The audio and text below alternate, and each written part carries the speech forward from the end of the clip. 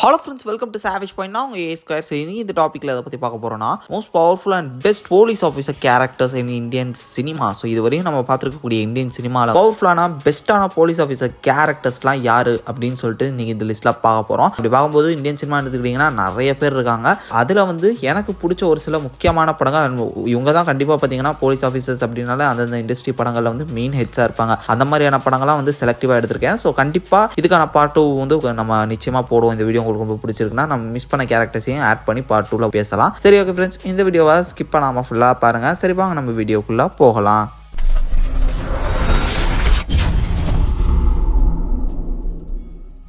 ஏழாவதாக இருக்கிறது ஜவான் படத்துலேருந்து ஆசாத். ஸோ இந்த ஆசாத்ன்ற கேரக்டர் தான் பையன் கேரக்டர். இவர் தான் போலீஸ் ஆஃபீஸராக இருப்பார். போலீஸ் ஆஃபீஸராகவும் ஒரு ஜெயிலர் அப்படின்ற மாதிரி அவர் காமிச்சிருப்பாங்க. இந்த ஒரு கேரக்டர் தான் இல்லீகலான விஷயங்கள் லைக் என்னன்னா போலீஸாக இருந்துகிட்டே அவங்க அப்பாவை யாரு இந்த மாதிரி கொன்னாங்களோ அவங்க எல்லாரையும் பழி வாங்கணுன்றதுக்காக பண்ணிட்டு இருப்பாரு. அந்த டைம்ல அவரோட பவர் என்ன, ஜெயிலில் இருக்கக்கூடிய எல்லாத்தையும் ஆக்சஸ் பண்ண முடியும் அப்படின்ற மாதிரி பார்த்தீங்கன்னா ஒரு பவர்ஃபுல்லான ஆள் இவர். ஜெயிலுக்குள்ள இருக்கக்கூடிய பெண்கள், அதாவது கஷ்டப்பட்டு இருக்கக்கூடிய பெண்கள், இவங்க எல்லாருமே கூட்டு ஒரு கேங் மாதிரி சேர்ந்து இதெல்லாம் பண்ணிட்டு இருக்காரு அப்படின்னு சொல்லிட்டு இவரை காமிச்சிருப்பாங்க. தென் இவரோட அப்பா விக்ரம் ராத்தோர் இருப்பாரு. பட் அவர் மிலிட்டரி மேன். இவர் தான் போலீஸ் ஆஃபீஸர். அந்த படத்துல மோஸ்ட் ஆஃப் தி பிளான்ஸ், இன்டெலிஜென்டான பிளான்ஸ்லாம் போட்டு அதை எக்ஸிக்யூட் பண்ண வரும் இவர் தான் மெயின் அப்படின்ற மாதிரி காமிச்சிருப்பாங்க.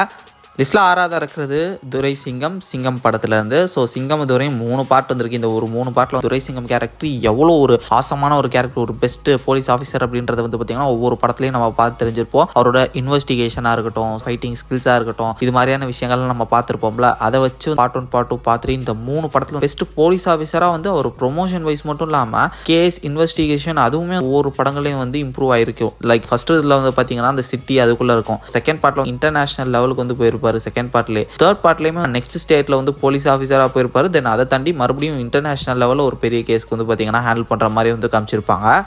5ஆவதா இருக்கிறது விக்ரமாக்குடு. இதுல விக்ரம் ரத்தோர் அப்படின்ற கேரக்டர் ரவி தேஜா நடிச்சிருப்பாரு. இந்த ஒரு படம் நம்ம தமிழ்ல சிறுத்தை அப்படின்னு பார்த்துருப்போம்ல, அதோட ஒரிஜினல் வெர்ஷன் தான் இது. ஸோ இதில் நம்ம ரீமேக் படங்கள்லாம் சேர்க்கல. ரீமேக் படங்கள் சேர்த்து அப்படி பார்த்தா அது தனி லிஸ்ட் போகும். ஸோ ஒரிஜினல் வெர்ஷன்ஸை மட்டும் வச்சு நம்ம பேசியிருக்கோம். அப்படி பார்க்கும்போது இந்த படத்துல இந்த விக்ரம் ரத்தோர் பயங்கரமான ஒரு போலீஸ் ஆஃபீஸரா, ஒரு சின்சியரான, ஸ்ட்ரிக்டான, most rude and rugged police ஆஃபீஸர்ன்ற மாதிரி காமிச்சிருப்பாங்க. அவருக்கு என்ன தோணுதோ, நியாயம் தர்மம்னு எது இருக்கோ அதுதான் செய்வார். யாருக்கும் பணிஞ்சு போக மாட்டார் அப்படின்ற மாதிரியான வேற மாதிரியான ஒரு ஆஃபீஸரா காமிச்சிருப்பாங்க. ஃபைட்டிங் ஸ்கில்லாக இருக்கட்டும், இன்வெஸ்டிகேஷனாக இருக்கட்டும், எல்லாத்தையுமே பெஸ்ட் ஆஃபீஸர் அப்படின்ற மாதிரி அந்த படத்தில் போர்ட்ரே பண்ணியிருப்பாங்க.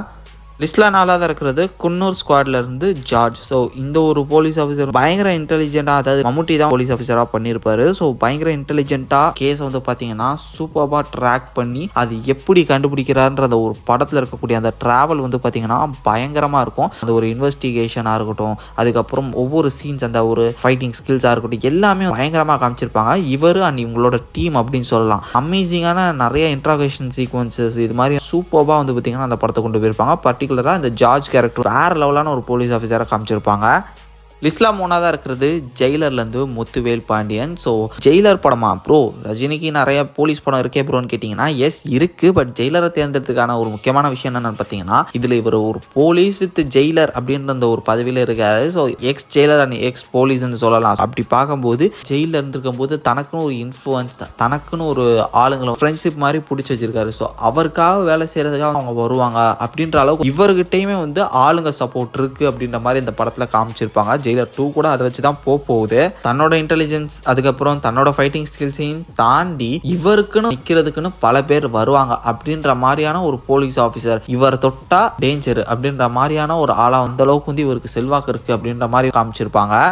லிஸ்ட்ல 2ஆவதா 2 பேர் பார்க்க போறோம். தெரி படத்துல இருந்து விஜயகுமார், தென் என்ன இருந்தால் படத்துல இருந்து சத்யதேவ். ஃபர்ஸ்ட் நம்ம தெரி படத்துல இருந்தே வருவோம். இந்த விஜயகுமார் கேரக்டர் பயங்கர இன்டெலிஜென்ட்டான ஒரு கேரக்டரா காமிச்சிருப்பாங்க படத்துல. ஒரு காணா போன கேஸ் 12-10 மணி நேரத்துக்குள்ள அந்த கேஸையே முடிக்கிற அளவுக்கு அவருக்கு அந்த அளவு பாத்தீங்கன்னா ஸ்கில்ஸ் இருக்கு. இதை தாண்டி ஃபைட்டிங் ஸ்கில்லும் பயங்கரமா இருக்கும். இவரை தாண்டி அதே மாதிரி என்ன இருந்தால் படத்துல இருக்கக்கூடிய சத்யதேவ், இவரோட இன்டெலிஜென்ஸுமே பீக் அப்படின்னு சொல்லலாம். லைக் கிரிமினல்ஸோட ஒன்னா சேர்ந்து கிரிமினலோட அப்படியே ஒன்றி போய் அவங்களே ஏமாத்தி அவங்ககிட்ட இருக்கக்கூடிய விஷயத்தெல்லாம் கறந்து லாக் பண்ற மாதிரி காமிச்சிருப்பாங்க. ஒரு பயங்கரமான ஒரு கேரக்டர் சத்யதேவையும் காமிச்சிருப்பாங்க. இவருமே செம ஸ்ட்ரிக்டான ஒரு கேரக்டராகவும் இன்டெலிஜென்டான ஒரு கேரக்டராகவும் காமிச்சிருப்பாங்க.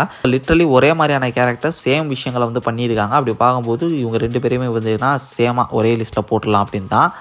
ஸோ ஃபைனல் நம்ம லிஸ்ட்டில் நம்பர் 1 பொசிஷனில் இருக்கிறது வேட்டையாடு விளையாடு ராகவன். இது ஒரு படமாக இருக்கட்டும், இந்த படத்தில் இருக்கக்கூடிய அந்த கேரக்டராக இருக்கட்டும், ரெண்டுமே ஒரு கோட்டட் கேரக்டர்ஸ்னு சொல்லலாம். தரமான ஒரு கேரக்டர்னே சொல்லலாம் அந்த ராகவன். இன்வெஸ்டிகேஷனாக இருக்கட்டும், அந்த ஒரு இன்வெஸ்டிகேஷனில் இருக்கக்கூடிய ஸ்கில்ஸாக இருக்கட்டும், ஒவ்வொன்றையும் எப்படி கண்டுபிடிக்கிறாரு, இவரோட இன்ட்ராகேஷன் எப்படி இருக்குது அப்படின்னு சொல்லிட்டு அதெல்லாம் பார்க்கும்போது பயங்கரமாக அந்த படம் வந்து செம்ம சீரியஸாக கொண்டு போயிருக்கோம். அதுக்கு மெயின் காரணமே அந்த ராகவன் கேரக்டர் தான். இவரோட ஃபைட்டிங் ஸ்கில்ஸாக இருக்கட்டும், தென் இவரோட ஆட்டிடியூட்ஸுமே வேற மாதிரி இந்த படத்தில் வந்து காமிச்சிருப்பாங்க. ஸோ ஓவராலாக ஒரு போலீஸ் ஆஃபீஸராக பலரையும் வந்து பார்த்தீங்கன்னா ராகவன் வந்து இன்ஸ்பயர் பண்ணியிருக்கோம் அப்படின்னு சொல்லலாம். பலருக்கும் ரொம்ப பிடிச்ச ஃபேவரட்டான கேரக்டர்னு கூட சொல்லலாம். இதனால தான் இவரை இந்த லிஸ்ட்டில் நம்பர் 1 பொசிஷனில் வச்சுருக்கோம். இதை தாண்டி கண்டிப்பாக உங்களுக்கு பிடிச்ச கேரக்டர்ஸ் யார் அப்படின்றத உங்களோட தாட்ஸ் அண்ட் வியூஸாக மறக்காம கீழே கமெண்ட் செக்ஷனில் மென்ஷன் பண்ணுங்கள். இதே மாதிரி தான் வந்து நிறைய இன்ட்ரெஸ்டிங்கான வீடியோஸ் பார்க்கறதுக்கு மறக்காம நம்ம சாவிஷ் சேனலை சப்ஸ்கிரைப் பண்ணி அந்த பெல் ஐகானை ப்ரெஸ் பண்ணிக்கங்க. அடுத்த ஒரு இன்ட்ரெஸ்டிங்கான வீடியோவில் நாளைக்கு மீட் பண்ணுறேன். அது வரைக்கும் tata bye, take care from A Square.